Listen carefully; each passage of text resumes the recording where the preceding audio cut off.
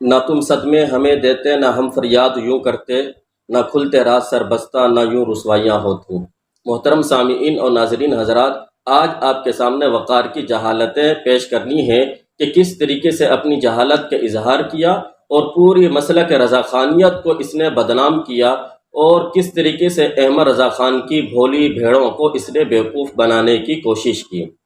پہلی بات تو یہ ہے، میں نے اس سے چند سوالات کیے تھے، ابھی تک وہ سوالوں کے جواب نہیں دے سکا۔ پہلا سوال یہ تھا کہ اس نے کہا کہ ہم تمہیں ویسا ہی عالم سمجھتے ہیں جیسا کہ تم شیطان کو عالم سمجھتے ہو۔ اس نے یہ دعویٰ کیا، لیکن اب اس دعوے پر ایک دلیل بھی ابھی تک یہ پیش نہیں کر سکا، جبکہ میں نے اس کے جواب میں 5 حوالے اس بات پر پیش کیے کہ تم ہمیں عالم دین سمجھتے ہو اور تمہارے اکابرین نے اس بات کا اظہار کیا ہے اور تم اپنی کتابوں میں یہ بات لکھ بھی چکے ہو، لہٰذا یہ تعویل کرنا کہ ہم تمہیں ویسا عالم سمجھتے ہیں، اس تعویل کرنے سے تمہاری جان نہیں چھٹے گی۔ احمد رضا خان کے اس فتوے سے ابھی تک تم بچ نہیں سکتے۔ اور پھر دوسری بات میں نے یہ ثابت کی کہ احمد رضا خان کا کہنے کا مقصد عالم دین نہیں بلکہ مطلقاً عالم کہنے سے منع کیا گیا ہے، کہ اگر تم دیوبند کے علماء کو عالم کہو، صرف عالم کہو، پھر بھی تم کافر ہو جاؤ گے۔ دلیل اس کی الطاری الداری سے میں نے حوالہ پیش کیا۔ احمد رضا خان کا بیٹا لکھتا ہے، دیوبند کے علماء کو مولانا کہنا جائز نہیں ہے، حرام ہے، کفر ہے۔ جب احمد رضا خان کا بیٹا یہ بات ثابت کر رہا ہے کہ ان کے علماء کو مولانا کہنا کفر ہے، تو پھر عالم لکھنا ان کے لیے کیسا جائز ہو سکتا ہے؟ لہٰذا آپ ابھی تک اس کفر سے آزاد نہیں ہوئے۔ جو میں نے آپ کو یہ بات کہی تھی کہ احمد رضا خان کے یا تو فتووں کو ردی کی ٹوکری میں پھینک دو، اور اگر تم اس کو صحیح مانتے ہو تو پھر دوبارہ تجدید نکاح کرو، کلمہ پڑھو اور علی اعلان توبہ کرو، اور سب کے سامنے آ کر معافی مانگو کہ مجھ سے غلطی ہو چکی ہے، میں احمد رضا خان کے فتوے سے کافر ہو گیا، اس بات کا اقرار کر لو۔ اور اس نے احمد رضا خان کی حیثیت، فتووں کی حیثیت کو ثابت کرنے کے لیے حوالہ پیش کیا، بریلوی فتنے کا نیا روپ، اور اس حوالے کو پیش کرنے میں اپنی جہالت کا مظاہرہ کیا، کم علمی کا مظاہرہ کیا، اور پوری رضا خانیت کو بدنام کیا۔ کس طریقے سے؟ کتاب کے سامنے ٹائٹل پر لکھا ہوا ہے مصنف مؤلف، یعنی اس کتاب کا مصنف مؤلف کون ہے اس کے نیچے نام بھی لکھا ہے، مولانا عارف سنبھلی صاحب، لیکن اس نے اپنی جہالت کا مظاہرہ کیا اور کہا کہ یہ کتاب مولانا منظور نعمانی صاحب کی، حالانکہ یہ مولانا منظور نعمانی صاحب کی نہیں ہے۔ سب سے پہلی جہالت تو اس کی یہ ہے۔ نمبر 2، دوسری جہالت یہ ہے، صاحب کتاب نے کہا کہ میں احمد رضا خان کی کتابوں کو پڑھ کر اس نتیجے پر پہنچا ہوں کہ احمد رضا خان ایک ذکی انسان تھا۔ تو ذکی کہنے سے یہ احمد رضا خان کے فتووں کی حیثیت کیسے پتہ چل جائے گی؟ تو یہ سب سے بڑی جہالت اس کی کہ ایک ذکی اس لفظ کو لے کر کہنے لگا کہ احمد رضا خان کے فتووں کی حیثیت تمہارے نزدیک بہت ہے۔ نمبر 2،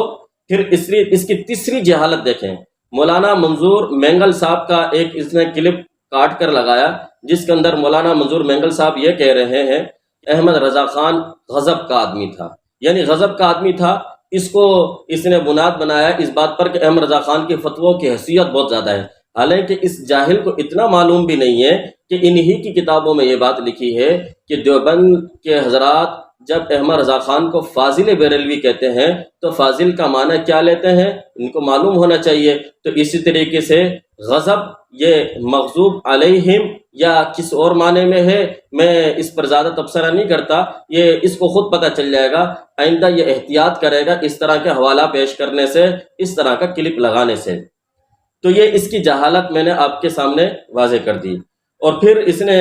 ایک اور بات کہی کہ مناظرہ تو 11 سال پہلے ہو چکا تھا، اب تمہیں کیوں کفر نظر آ رہا ہے؟ تو میں نے اس سے یہی سوال کیا، لیکن ابھی تک یہ اس سوال کا جواب دے نہیں سکتا۔ زہر کا پیالہ پی لے گا، قیامت آ جائے گی، قیامت کی صبح تک میں اس کو چیلنج کرتا ہوں، احمد رضا خان نے یا اس کے باپ نے مولانا